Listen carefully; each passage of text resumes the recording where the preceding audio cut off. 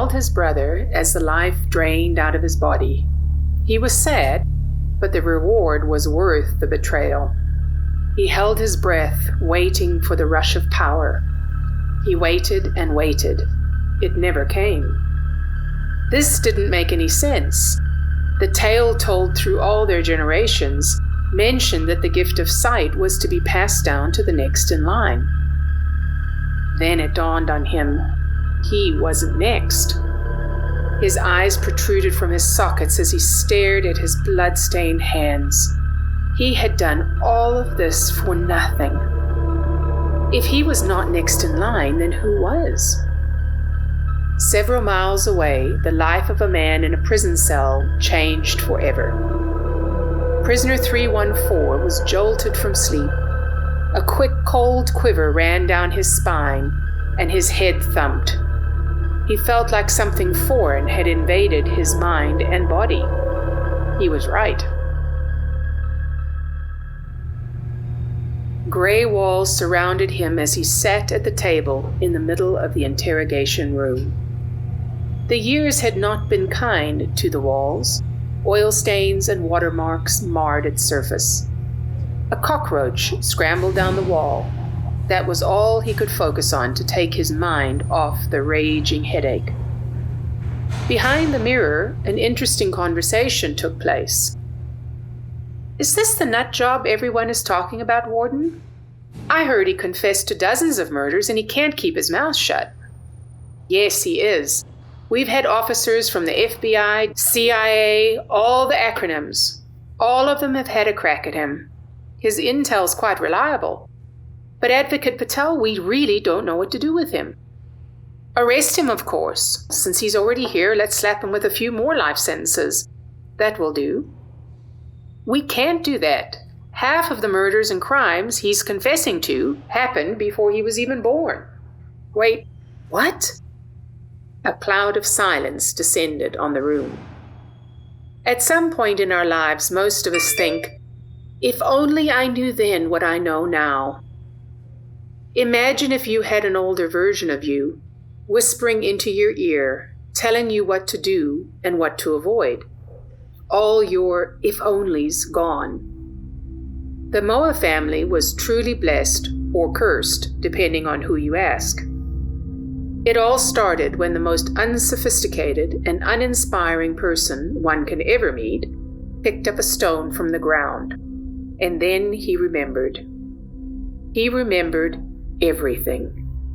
Every single detail of what happened in his life, his father's life, in his grandfather's life, and everyone who came before.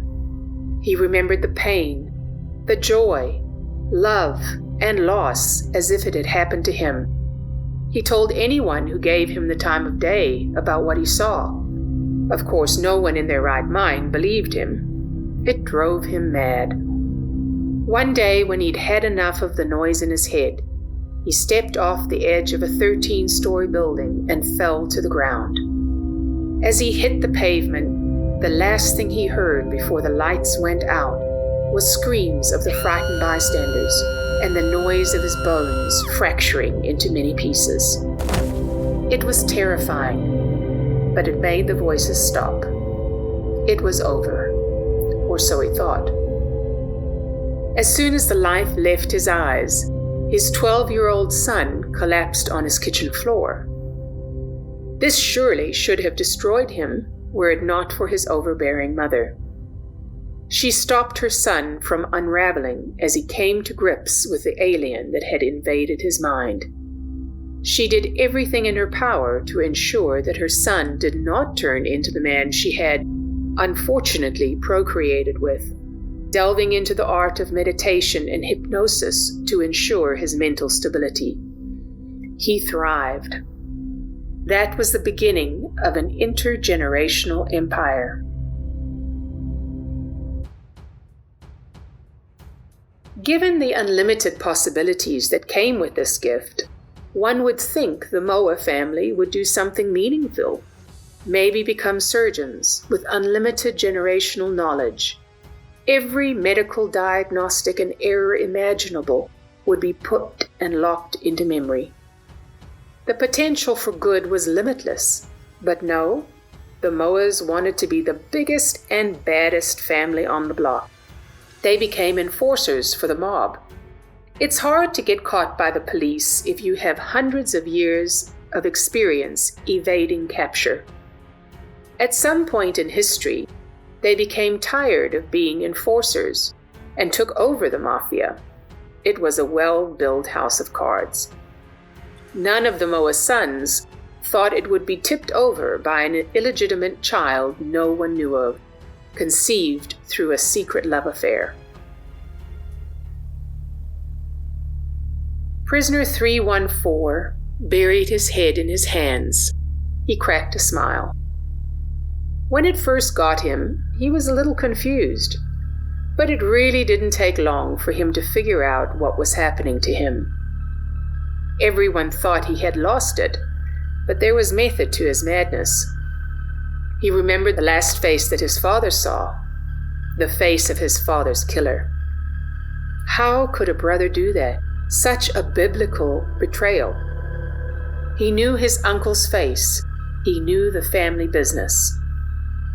He knew their weaknesses, and bit by bit he was going to destroy the man who killed his father for the gift and the power that came with it. The door swung open, and she walked in. "Good morning. I've heard a lot about you, sir. You've helped us solve about 36 murders, and the DEA has successfully raided 7 stash houses. Almost $1 billion worth of drugs have been recovered, more than any amount law enforcement has ever seized. I won't ask how you do it. I really don't care." She paused and sighed. "Okay, you asked for immunity. Seems like the big bosses from my office and everywhere else think it's fair. You are their golden goose. So here it is, a full pardon for more information on the Moa cartel."